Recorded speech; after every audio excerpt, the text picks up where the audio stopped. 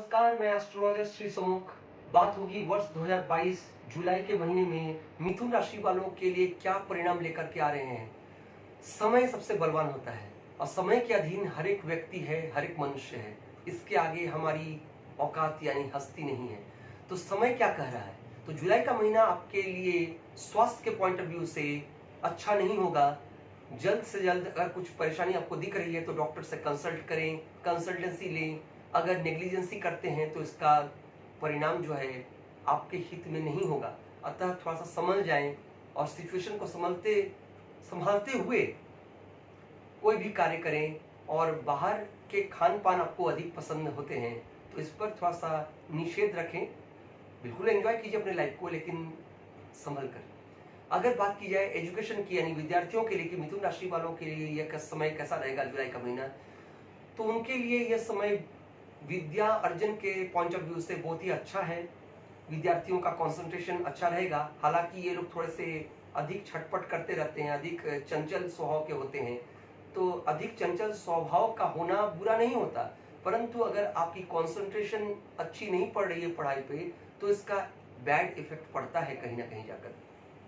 विद्या अर्जन के समय इनका झुकाव दूसरी चीजों की तरफ अधिक रहेगा इस महीने के दौरान, यानी कंसंट्रेशन थोड़ा सा डिस्ट्रैक्ट रहेगा।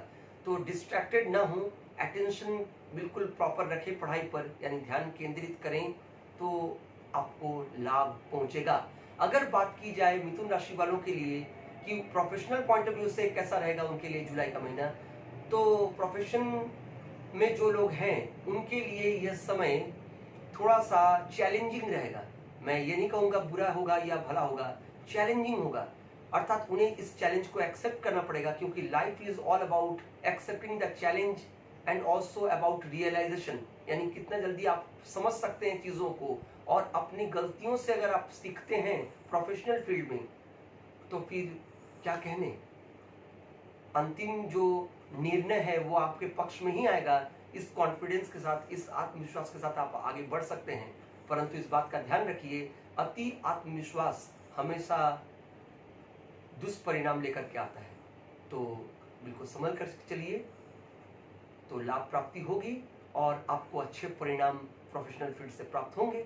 अगर बात की जाए फाइनेंशियल स्थिति की, फाइनेंशियल स्थिति जो है वो डिपेंड करती है प्रोफेशनल फील्ड में आपका कितना पॉजिटिव इंटेंट है, कितना एंथुसियाज्म मेंटेन करके आप कार्य को करते हैं। तो वो तो करते हैं, आप बिल्कुल करते हैं, इसमें कहीं कोई संशय या शंका है ही नहीं। ये आपका स्ट्रेंथ है, ये आपकी नैसर्गिक बल है। परंतु हाँ, कुछ जगहों पर अधिक बुद्धि का प्रयोग न करें। कभी कभी क्या होता है ना, अधिक बुद्धि जहां आवश्यकता ना हो वहां लगाया जाए तो इसका परिणाम विपरीत भी होता है। इस बात का हमेशा ध्यान रखें तो यहां पर भी आपको फायदा होगा, लाभ अंततः आपको ही पहुंचेगा। अगर बात की जाए लव अफेयर्स की मिथुन राशि वालों के लिए, तो देखिए मिथुन राशि का चित्रण ही इस तरह से किया गया है जहां लव का संकेत सभी को प्राप्त होगा, सहज ही प्राप्त होगा। तो लव अफेयर्स में तो आप लोग विश्वासी हैं भी, यानी विश्वास करते हैं और मानते हैं कि जीवन जो है प्रेम प्रसंग में रहना है, यानी वहीं से आपको एनर्जी टॉनिक प्राप्त होती है, वहीं से आपको संसार का सब सुख दिखता भी है। तो गलत तो है नहीं, परंतु हाँ, इस चीज को इतना ना हावी होने दे जो कि प्रोफेशनल फील्ड या कहीं फाइनेंशियल स्थिति को बिगाड़ कर रख दे। तो इस चीज को आपको समझना होगा और आप समझते हैं, आप समझदार हैं तो आप इसकी महत्वता का ध्यान अवश्य रखेंगे।